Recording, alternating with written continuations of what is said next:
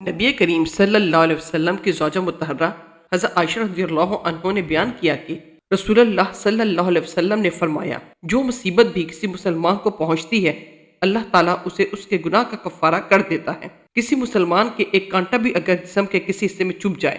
صحیح بخاری حدیث نمبر 5640۔ یحییٰ نے بیان کیا، ان سے سفیان نے، ان سے سعد نے، ان سے عبداللہ بن قعب نے اور ان سے ان کے والد نے کہ نبی کریم صلی اللہ علیہ وسلم نے فرمایا کہ مومن کی مثال پودے کی سب سے نکلی ہوئی ہری شاخ جیسی ہے کہ ہوا اسے کبھی جھکا دیتی ہے اور کبھی برابر کر دیتی ہے، اور منافق کی مثال سنوبر کے درخت جیسی ہے کہ وہ سیدھا ہی کھڑا رہتا ہے اور آخر ایک جھونکے میں کبھی اکھڑ ہی جاتا ہے۔ اور ذکریہ نے بیان کیا کہ ہم سے سعد نے بیان کیا، ان سے ابی قعب نے بیان کیا، ان سے ان کے والد ماجد محترم المقام قعب رضی اللہ عنہ نے نبی کریم صلی اللہ علیہ وسلم سے یہی بیان کیا۔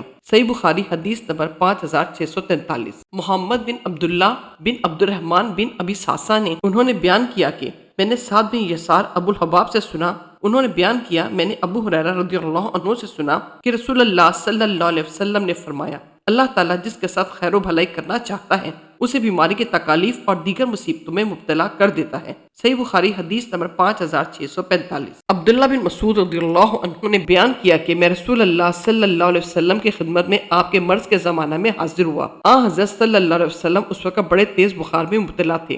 اب میں نے عرض کیا، حضرت صلی اللہ علیہ وسلم کو بڑا تیز بخار ہے۔ میں نے یہ بھی کہا کہ یہ بخار حضرت صلی اللہ علیہ وسلم کو اس لیے تیز ہے کہ آپ کا ثواب بھی دگنا ہے۔ آپ نے فرمایا کہ ہاں، جو مسلمان کسی بھی تکلیف میں گرفتار ہوتا ہے تو اللہ تعالیٰ اس کی وجہ سے اس کے گناہ اس طرح جھاڑ دیتا ہے جیسے درخت کے پتے جھڑ جاتے ہیں۔ صحیح بخاری حدیث نمبر 5647۔ حضرت موسیٰ ابو اشعری رضی اللہ عنہ نے بیان کیا کہ رسول اللہ صلی اللہ علیہ وسلم نے فرمایا، بھوکے کو کھانا کھلاؤ اور مریض کی عیادت یعنی مزاج پرسی کرو اور قیدی کو چھڑواؤ۔